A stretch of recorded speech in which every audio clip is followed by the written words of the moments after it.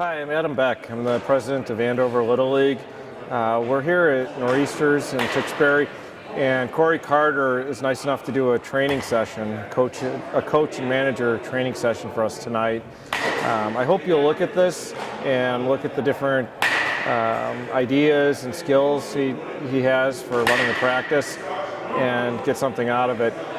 You know, I've been here for several years in Little League, and it's definitely a process that I've evolved, becoming a better coach and manager. And you'll learn something here watching these videos. Also, don't be afraid to look at things online, look at different different ideas people have for practices. And the other point I would make is, don't be afraid to come to here. There are other places around here, but really, if your children come and do some lessons, watch what the different instructors here do and watch the skills that they work on.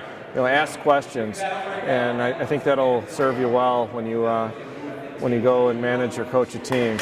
And most of all, have fun. Thanks. I just want to go over a couple things real quick.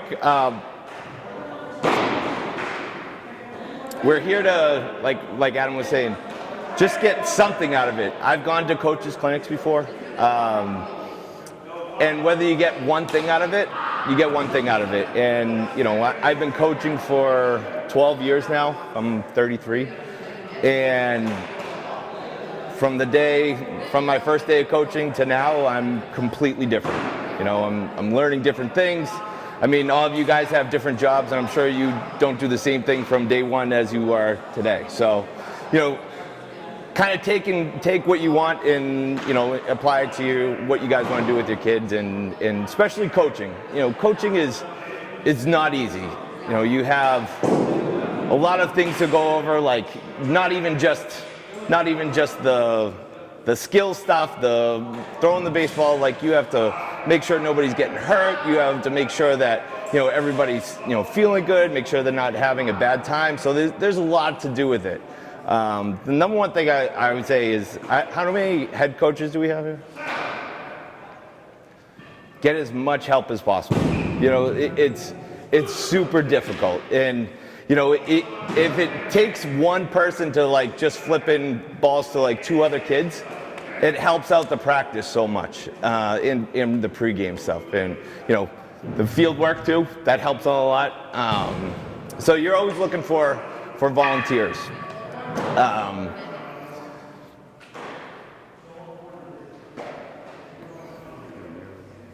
As we go along, what you teach is kind of gets a little bit enhanced. What we have 7-year-olds, 6-year-olds? What age group do we have here? This is 4 to 8, right? 4 to 8-year-olds. How many in that 4 and 5-year-old? Okay, I have a 4-year-old. So at that age group, don't try getting anything too complicated. You just want to make sure that they're there for I come in here and hit with my son off the tee, and he just wants to throw 2 balls at a time. So I just let him. You don't want to have it too structured and make sure that you say do this, and this, and all of a sudden they're not going to want to play it anymore. So at that younger age, make sure that you're picking I always say pick your battles. Don't try to tell them to do all these different things, right?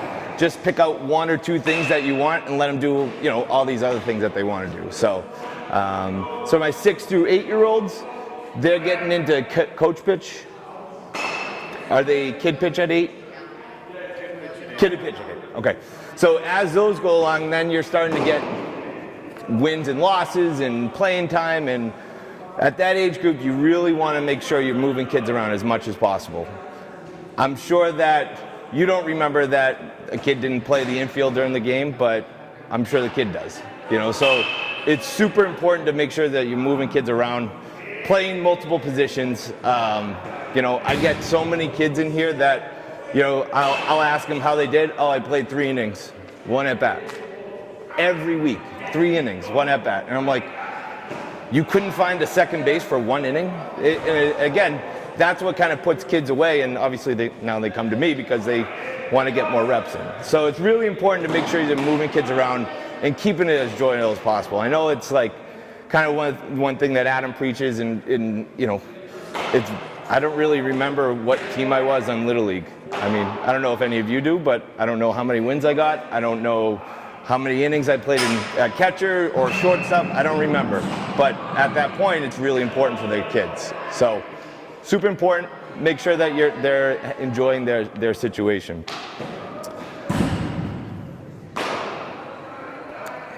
So when you're doing games, try to be engaged. Little things I always do is try to get kids to I'll ask a kid what the count is, you know, for the older kids. What count is it? So if they said, I don't know, well, they should know that. They should know what the count is. Or, hey, how many outs are there? Even though you know, or if you say, the thing I like to do a lot with little kids is saying, all right, there's 1 out. And they're like, no, there's 2 outs, coach. So like for them to realize that you're being wrong, that gets them really engaged in the game. You know, and really praising the kid backing up, like after the game, tell them how important that part was. So little things like that, keeping them engaged, will keep them really energized in this game, okay? So what we're gonna go over tonight is a group of different skills that I like to do with, you know, all different age groups. So what we'll do is we're gonna go through each skill, each drill, and then we'll set you up to do it yourselves. And then, you know, if we have time, I think that should be finished. All right? So what we'll do first is our hitting drill. Jacob, can you grab me one of those bats over there? Anything you do with any single drill or anything else, it's very important to do a progression. You know, especially with hitting, it's not, I always stress, you know, quality, not quantity.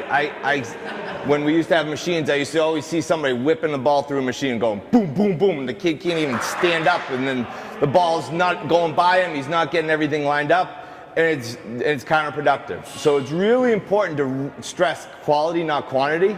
So when you're in batting practice before or at practice, make sure that little key points about lining things up, lining your toes up. You know, being in athletic stance. Like any sport you play, you're in athletic stance. Same thing with baseball. You bend your knees, you're being athletic. Okay. So it's really important to make sure that you keep everybody in the consistency with getting everything lined up correctly right before they swing. So it's not just grip and rip, grip and rip, grip and rip, all right? So first things first, always get your kids' feet lined up. I can't tell you enough, like there's so many kids that will sit like this and all of a sudden you just line their feet up and now their body, they have way more body control, right? So the stuff that I teach to a 6-year-old as opposed to a 20-year-old yesterday is completely different. At that young age, you really just care about making sure you're balanced. Like all these other things, pick your battles. Just make sure they're balanced, okay? So now when I sit up in front of the tee, right? We always want the tee in front of our front foot. Does anybody know why? That's why we want to make contact with it, okay? So if I made contact with that ball here, that's going right into the dugout. Okay? So we want to really stress that contact point out in front of our front foot. Okay? So every time we set up on a tee, we're going to make sure that our front foot is behind that tee. Okay? Now, the first drill I like to do, okay? Actually, let me just work on our hands real quick. You know, at the beginning of time, how many of you guys had your old coach say, get your elbow up? Like, really high, right? So I always tell kids, like, so I don't want it obnoxiously high, you know, but what happens is when it starts getting lower and lower, everything starts to drop, especially with these younger kids. So what we want to do is just get that back elbow just slightly above the front elbow. Nothing obnoxious, just slightly above. And that will, again, build that consistency about getting in a good spot. Because every once in a while, they'll be really droopy. And as I get droopy with my back elbow, my bat head starts to drop. So from our hands, I always try getting our bat at a good angle. So we always want to get our bat at a little bit more of a 45-degree angle so that it allows me to get on path of the ball earlier, okay? You have a better chance of hitting it if we're on path of the ball as long as possible. So if you just get the bat lined up, you're not really worried about bat path or anything. It's just you get on path a little bit easier, okay? Because if your bat's up and down like here, right, then it's going to be a little bit more difficult for the younger kids to be able to get on path. Now, older kids, we can use that. But at that younger age, it's really important to try just getting on that path as quick as possible, okay? So we have that 45-degree angle, not a 90, not a 0, right in half, okay? And that's on the handout. So the first drill I like to do is just an up-down drill. So what we do is we get a little bit wider base as if we already took our stride. So we're just going to get our front heel up, and then we're just going to rotate and swing. So that front heel is going to go down, and that back heel is going to go up, and we're going to hit that ball. Okay? I was under pressure there. So very simple. So that will really help with those kids after every swing, getting that back toe pointing right at the pitcher. That makes sense? So when we do a side toss, right? So Jeff's at a slight angle to me, right? So we don't want him directly at me, and we don't want him too far out in front, okay? Now when Jeff tosses it, right? You always want to have it in the front of her front foot. If Jeff tosses it right here, what could happen? Yeah. I've got a couple of them. Every time, once in a while, I'll tell a kid that was a horrible toss. So it's really important to make sure that we're getting the tosses out in front, okay? Now, it's important to be able to get a good timing rhythm. So if I could have the best swing in the world or best timing in the world, I'd pick the best timing every day, okay? So it's really important to get some sort of rhythm for the kids by when you bring their hand back. And then as you come up, you're going to flip it with your fingertips, okay? So it's really not even that you're putting your arm, but it's more just your fingertips. And he's going to try to put it on a table just right here. So it's just going to land right on the table here, all right? Now I can blame this if it's a bad swing, all right? So now, so you put it right out in front, okay? And I was able to get that contact point here. Pretty simple. So after a swing where the kid's falling backwards, I get a lot of falling backwards. So when they fall backwards, their front side's opening up. Either they're landing on their heel or they're pulling that front shoulder, okay? So it's really important to make sure that they stay balanced throughout their swing, okay? So if they take their swing, go ahead.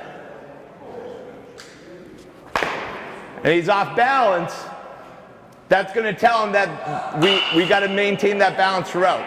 We have a little bit more body control. We have a little bit more control of the bat. Okay? So instead, after every toss, go ahead.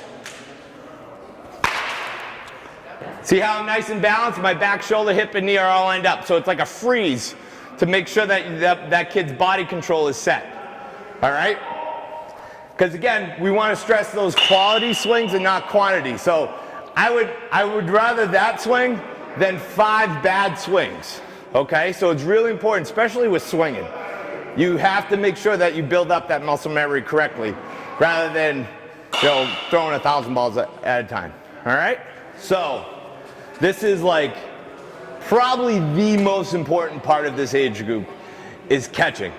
Okay, we have a ton of kids that will have their palms up and get a ball right to the face. Okay, this is the age group, and it's tough to break, and to break it, they got to work on it every day, okay? So really stress when the kids are catching, right? Having their elbows out, okay? So if that ball goes below their belly button, right, they're allowed to turn their hands to get their palms up, okay? So when you're throwing a ball to the kids, right, really stress making sure both elbows are out, right, and not tucked in. Once they're tucked in, their palms come up, and they're going to try catching the ball, and the ball's going to go in their face, okay? So it's really important to make sure that they're trying to backhand it at all times. Once that ball gets below their belly button, that's when they can turn their glove, okay?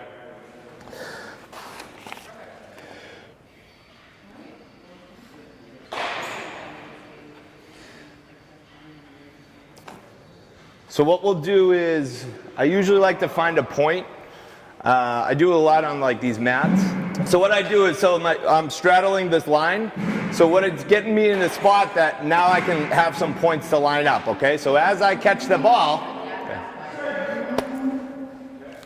my feet are going to be lined up. My elbow is going to be at a nice L, and my hand's going to be pointing backwards. So finding a point for them to transfer into a throw, okay?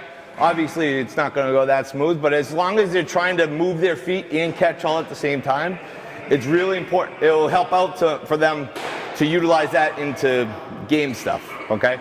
I'm really not a big drills guy. I really want to work on what can help you during a game. Because again, you know, it's a really slow sport, and all of a sudden you have to decide on where you're going with the ball, how far that guy is. Everything speeds up really quick. So if you're in a good spot, then you can be able to utilize that stuff, all right? I'm gonna let you run because yep, so you're gonna face me right down here. We'll go down here. So I grabbed 6 balls. Again, right over here. Again, a lot of what I do with drills is something that you do in a game, okay? So the coordination of running and catching all at once is going to be really difficult for kids to just say, all right, now the ball's coming, I have to move my feet and catch all at the same time, okay? So what I like to do is left and right, so they're going to run horizontally. So all we're going to do is just, come up, and then I toss another one, then I toss another one, and I do 6 of them. So what I'll do is, you go to the left and go to the right. Again, he did a great job, probably better than a 6-year-old. So, but you got to understand, like, it's for kids to understand the concept of moving their feet and not looking at their feet. It's really difficult. So, take a look at it. It's a really good drill to help out with that coordination that would help you in like a game speed atmosphere. Okay. The other most important thing at this age group. Have you got, how many first-year coaches do I have? Okay. So the coaches that have been here have coached before. You've seen it. How many kids have you seen that push the ball? Push the ball, right? All the time. So it's really, I like to push the kids to do is towel drills. So you just find like a dish towel, I don't know, 2 feet or so, and you hold it like a baseball. Can I have another volunteer? You don't have to do anything. I'll do the smacking. Yeah, you can put my glove on. Go right over here. So all you're gonna do is just hold the glove right down there, just like that. Yep. So what the kid's gonna do, he's gonna step and get his arm back. Okay. Now he's gonna force that whipping sensation down as opposed to up. So you're gonna step and throw and get that downward action. I didn't smack it too bad, right? Okay. So. Usually if you get it out of a glove or a chair, something to work that downward action. But if you hear this, so I snapped it up here. When you hear that snap sound up here, that means that pushing sensation is coming out. So again, we want to work that arm action through and not that push effect, okay? Again, stuff we see all the time. I'm actually doing like 3 workouts with kids, trying to fix and a couple of them are a little bit older. Again, when you break it at a young age, not going to be able to do it. I do a lot of them with my son. So why don't we have 3 people at each ball? All right? So on this drill, it's really fast paced. So again, we talked about running and catching all at one time. So not every single time you're going to catch horizontally or over your shoulder or forward. So what this does is usually it's a more wide out area. So what we do on this one is work on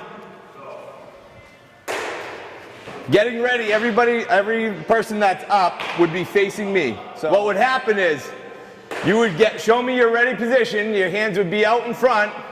You catch the ball, and then once you catch that ball, you go to the end of the line of the next line. So you go to here, you go there, you go there, you go there. Can I have somebody over in that corner? All right, so what I would do is you'd show me you're ready. I'd throw it over your head, and then the next person would be up. You'd show me you're ready. Go. And then you would run to the middle. I'd be tossed, right, run to the middle, yep. And then next person up, go. Then the next person would be up, go. So it'd force you to come up. Then you would come to the middle. Yep, there you go. So again, what it does is get him the different looks to the angle of the ball. So your angle was different than his, that was different than his, then it was different than his. So what you do is you go to the end of the line, all the way around. Usually 20 people, that's a lot. You'd usually have like 2 people tops at every station. So I explained that that's the 8-ball drill. So what it does is give you an idea. So when you're catching, it's probably a little bit tougher with the younger guys, but as you get to like coach pitch and kid pitch, this is a good drill to keep the kids going and get them rotating. Again, it's easier than just hitting fly balls for, with tennis rackets all day. It gives them a different kind of thing. So I really want to stress just doing other things rather than just hitting ground balls or hitting pop-ups or throwing batting practice. Give them other aspects, small stuff, work on their footwork, those kind of things. Does that make sense? As they get closer or further from the base, they have to determine how, you both have gloves, good, how hard or how soft they throw. So what we do on this one, all right, back up a little bit. So just toss the ball to the side. So you're going to show me your ready position, getting those palms up, and I'm going to either toss it really close. So as you come close, you're going to just flip it right to him. So he's going to be the first base. So as you get further away, you're going to have more of a throw. And as you get closer, you're going to have like an easier throw. So again, different looks. So as I get closer, as I get really far, it's going to be more of a throw. Does that make sense? So different how close you are, because a lot of the things I see is kids don't understand how close or far they feel the ball and they're ready to whip it this close to you. So again, they have an awareness of, all right, as my feet got closer, I know I have to flip it. So again, that goes for every base.